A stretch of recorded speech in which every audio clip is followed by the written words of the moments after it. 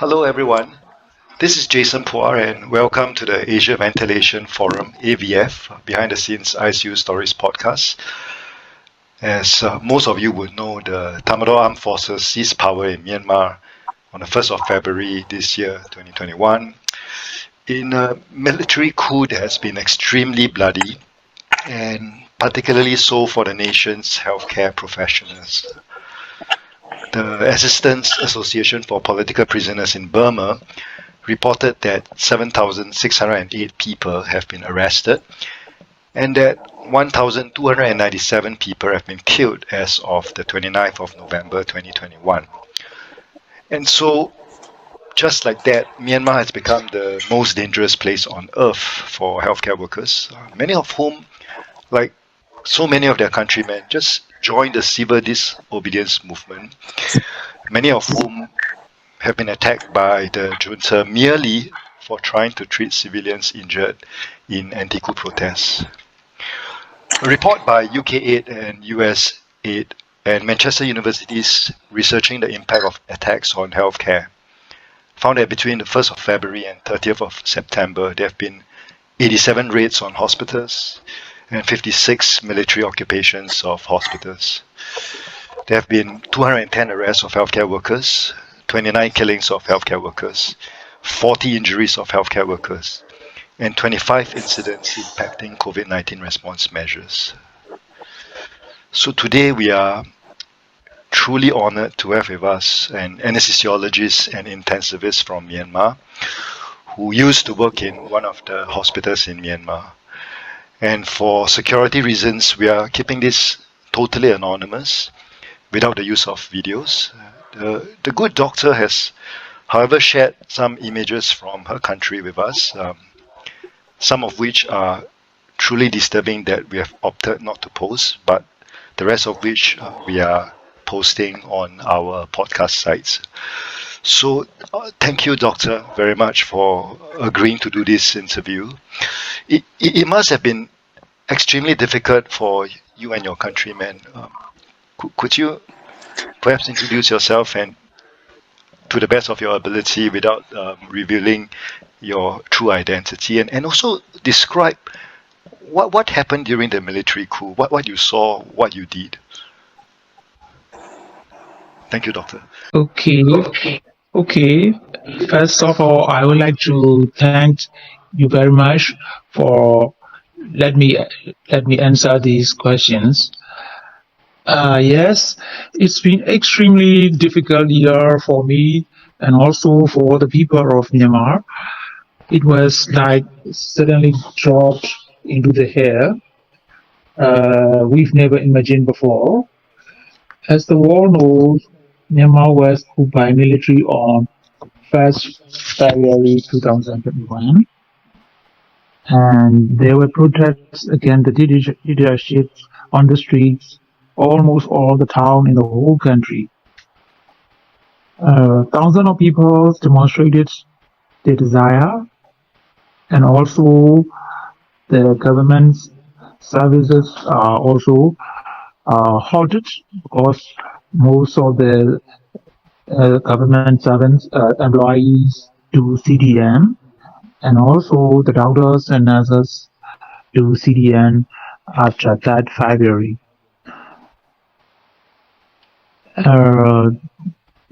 Initially, the people protest peacefully, and then on February 22nd, there was a massive crowd demonstrate on the street in Yangon, in Mandalay, all over the country. At that day, they started the crash down, and at that day, I started to do with cases of gunshot wound. When young man, 21 years old man, was brought dead to my hospital, and I have to do many gunshot wound cases from that day on. On March 14, it was a nightmare. I never want to think again. It was terrible, and at that day, the floor of the emergency department of my hospital was flooded with bloody gunshot patients. Uh, like it looked like a look like a battlefield. I can count dead bodies are arriving. Some are dead on arrival. I have to do so many CPR procedures, and at that time, medical workers, doctors, and nurses are doing CDM, and they are not in the hospital at that time, but they are rushing to hospital, and they were doing resuscitation. A lot of doctors, nurses have to do resuscitation CPR on the emergency floor. Two doctors were detained because they broken curfew time. At that time, the curfew time is 8 p.m.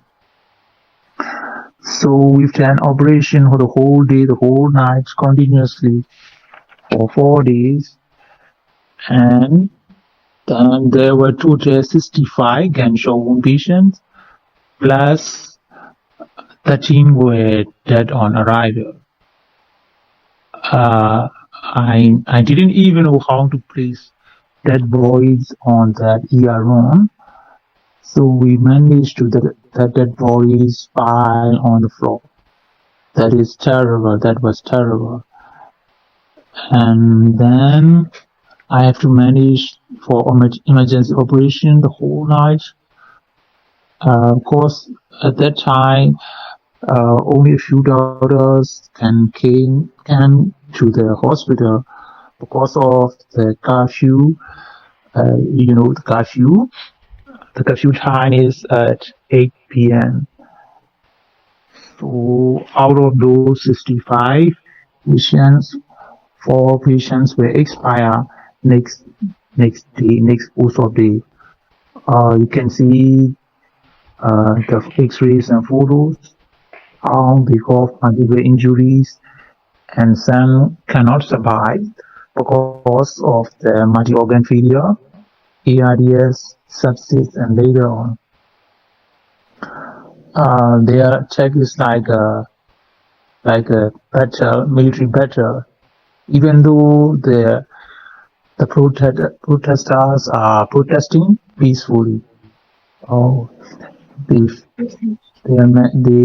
I found many dead bodies that at the same time as they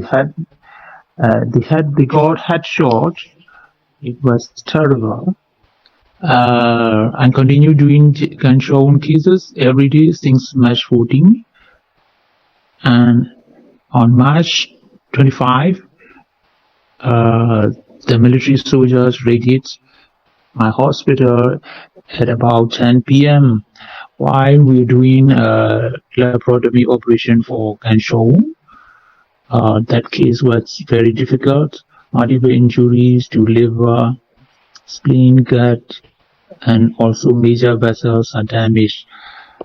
And then the soldiers, the major from the troop wanted 4 patients who have done operations for gunshot wound in the evening, because they said they are the leader of the protesters.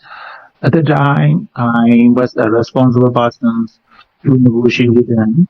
I told them they are in the post of 8 hours and should not move anyway. But I was failed in negotiation, and they arrested that 4 young patients and took them to somewhere at about 2 a.m. From that day on, the persons who got gunshot wounds were afraid, so afraid and reluctant to come to the government hospital. Of course, they could be arrested anytime. So it is dangerous for them to come to hospital to treat gunshot wound. And then sergeants, emergency doctors, and anesthesiologists managed to do operation in somewhere we call underground OT. Well, it is very dangerous to expose that underground OT. I'm sorry, I cannot share the photo of that underground OT. It was hard work. We have to do very secretly in that place. Some people are gathered for security, and then the emergency doctors, surgeons, nurses, anaesthesiologists, all are involved, and then operation related to gunshot wound. We have portable X-ray and ultrasound, so we save many gunshot wound. I think it's about 30 gunshot wound cases. We have many difficulties and obstacles in doing underground operation theater, but we didn't give up. And one of the health team from Sanjong Township was arrested, and the military junta took all the medical equipment from that place. Fortunately, my underground OT was safe.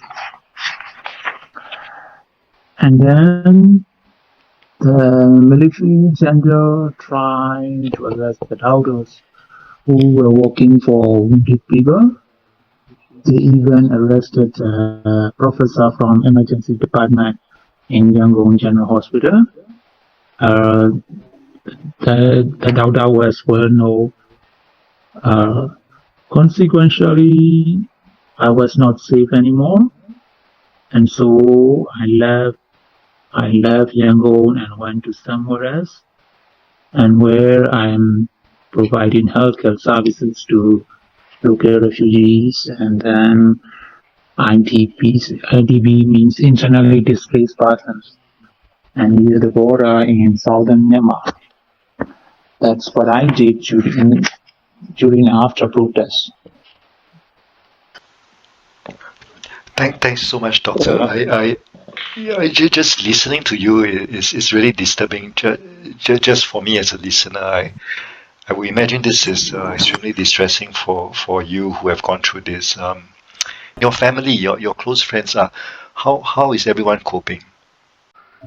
Yes, even I feel totally lost and very depressed. The people of Myanmar, we got extremely emotional pain. My country was devastated first by COVID pandemic and then by military coup. It is very, very difficult for us. Of course, we have hope that our country will become a better country that developed to meet the living standards of other ASEAN countries in coming year. That hope was totally destroyed after the military coup. Yes. So there is for youth, there is no hope for future, and the economy was devastating. The healthcare systems are collapsing. So the people of Myanmar felt very, very depressed and very. What I have to say, it's very devastating like this. And my family, my family means my parents. Cause I am single and I lived together with my parents before. Yes, there was a great impact on them as well. Not only economic, but also healthcare and everything. My parents are more in danger than I am. Sometimes they arrested parents as a hostage, when they couldn't find their son or daughter for detainees. So they are also in danger. and my parents also got COVID pneumonia, and I couldn't help them because I was away, and there are many doctors who cannot take care of their own families, and they can't say even goodbye to them when they pass away. There are many tragic stories like this. Okay, that's my answer of your question, right?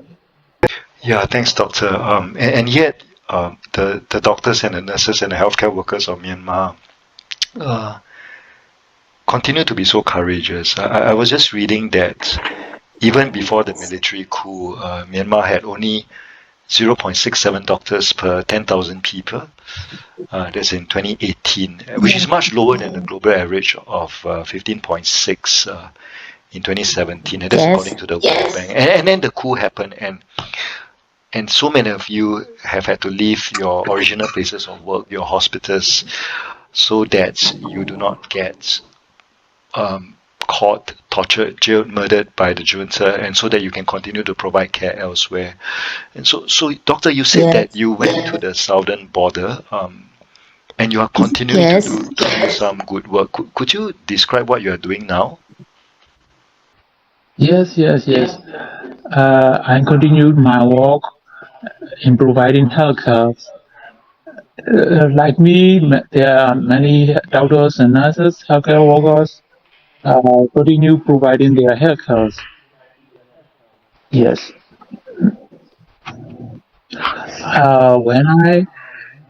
When I went to the place near the border area, there are many refugees and IDP people, and there is one EO. EO means ethnic organization. So that refugees they need help, and they need food, shelter. Especially they don't have the healthcare system.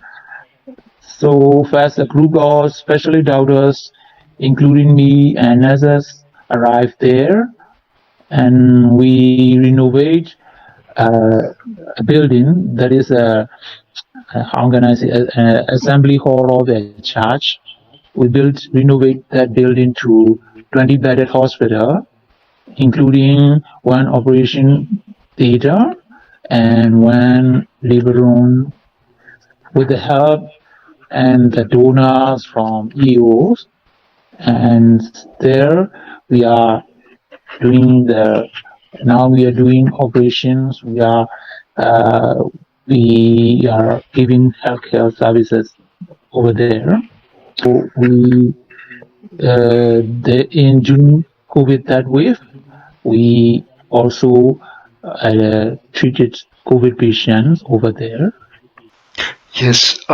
Is this different from what you used to do in your previous hospital? Because I understand that in your past life you were an anesthesiologist as well as intensivist.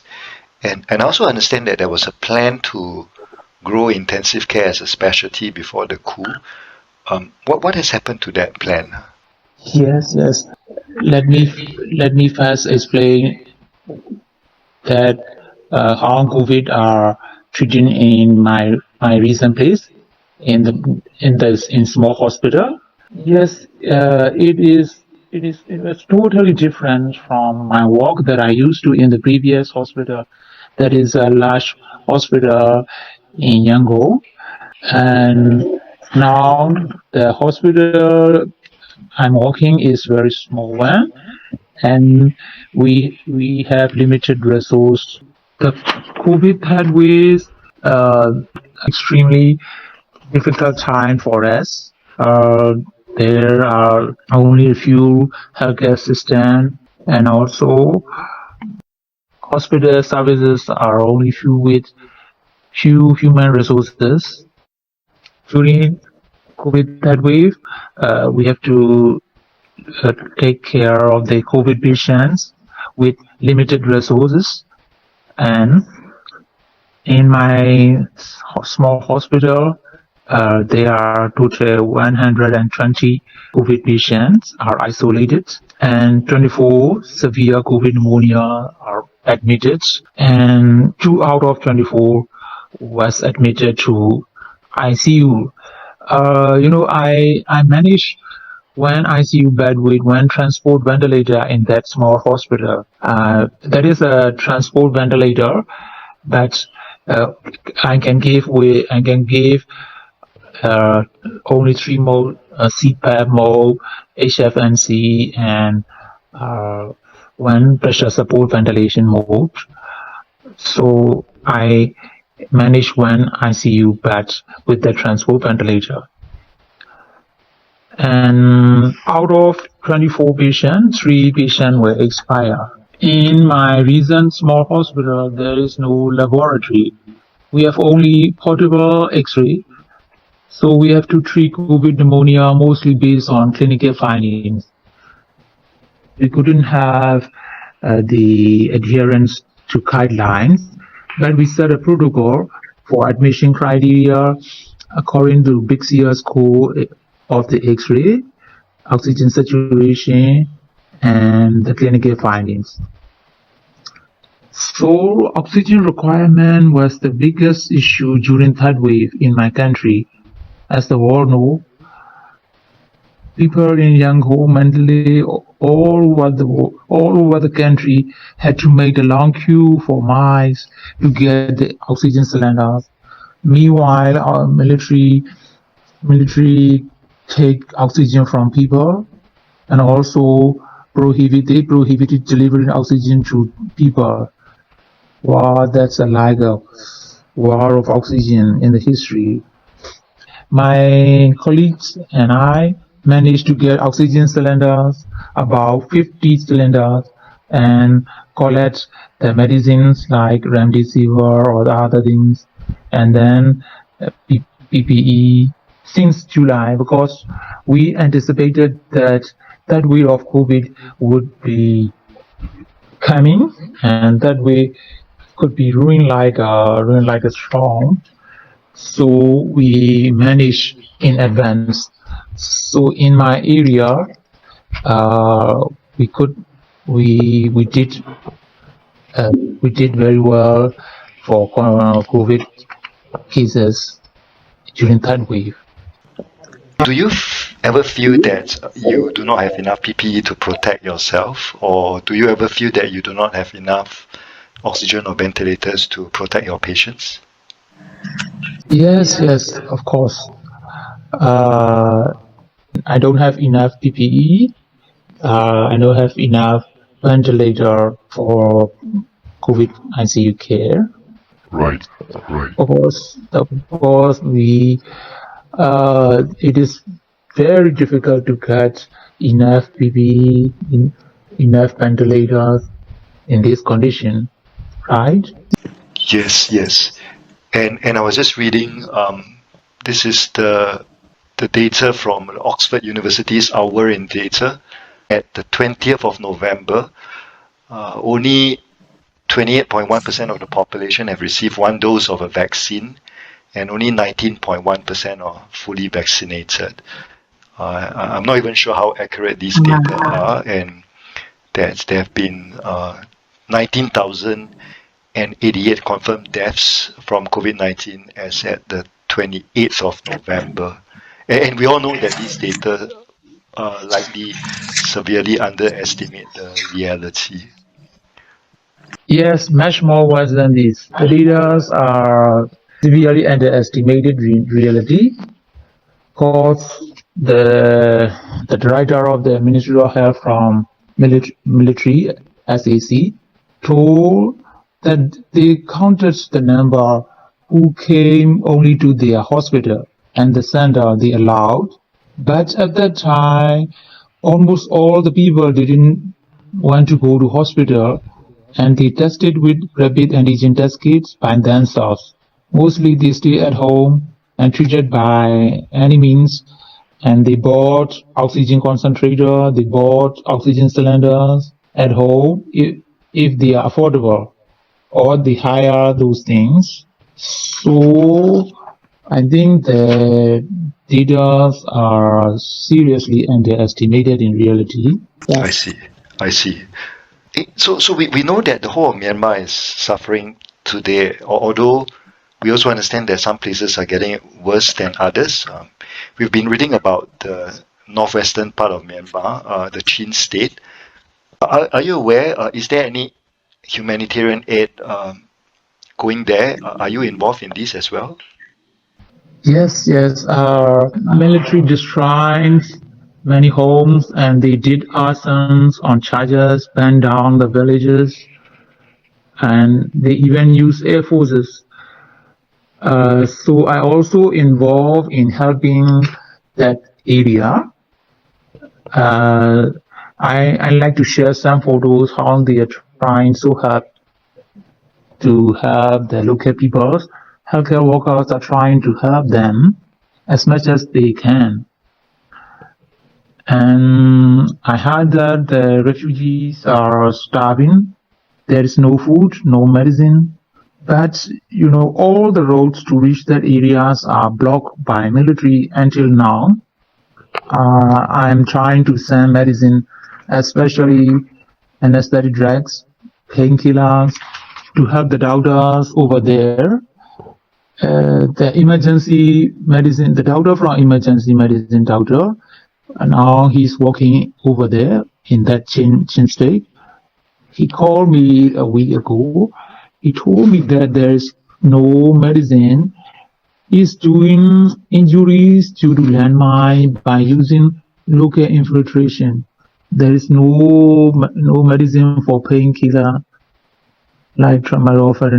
There is no anesthetic drugs. And there is also no switcher. He even used threads, which is normally used for clothes. So I felt so sorry for them. And then I'm trying to manage how to send some medicines, but I am not successful until now because all the roads are blocked by military. There is the hardest part of that area in my country now, that northwest area, and also there are other areas in Kaya state and Sagai state. So many people are got injuries. They don't get medical treatment, and medical supplies are shortage, and the food are shortage. So we Myanmar people living in the other area are now trying to support them, but the road to reach are blocked by military, so it is very difficult now. I'm so sorry to say that. Yes, and I'm so sorry to hear this. It's been 10 months since the coup. 10 months, I cannot imagine how life must be like in your country today. Could you give us a feel of what a usual or typical day is like for a typical person in Myanmar now? I mean, I know it is definitely not typical, but how would daily life be like now? Yeah, it's a hard question. No one is typical, and there's no typical day since the military coup. And Myanmar people are suffering, getting hurt, and everything is ruined. Healthcare system is collapsing, and economy is going upside down, and we are feeling very painful, very stressful. But we are still struggling. We will never give up, no matter how hopeless. Myanmar people help each other. Even we have we always trying to give something, trying to help others always. So I do believe we will get back peace and justice one day. Yeah. I've been to Myanmar 2 times myself, and it's really such a beautiful country, such wonderful people, and like many of my friends, it just pains me to see what's happening now. And maybe one final question: is there anything you would like to say to the international community, to anyone who will be listening to this podcast? Okay, I would like to say the international community, the world, or anyone who listening this podcast, please do not watch and just say we are concerned. Please do find a way to help us, to help the people of Myanmar. If you really wish to help someone, there is always a way. So please find a way to help us by any means. And let the world know what is happening in Myanmar now. Thank you so much for listening to this podcast. Yes, thank you, Doctor. As a fellow healthcare worker, as a fellow Asian, as a fellow human being, I just want to say that I and so many of us are behind you and your people. I'm not sure we know how to help, but like you said, my wish now is that stories of courage like yours, sheer courage of doctors, of nurses, of healthcare workers will continue to inspire and to pressurize the international community to do more to make things right. I think that's really, really important. And so thank you once again for taking the time to talk to us. It takes a lot of courage to do this, and I salute you for this. And meanwhile, please hang in there. Please continue to do what you are doing for your people, and please stay as safe as you can. And we will keep in touch. So to all the other listeners, this concludes our podcast, which can be found on YouTube, on Spotify. Please feel free to like, subscribe, turn on notifications on your social media platforms. And yes, please share this with your friends and your colleagues so that more of the world know what is happening to and in the beautiful country of Myanmar. So long.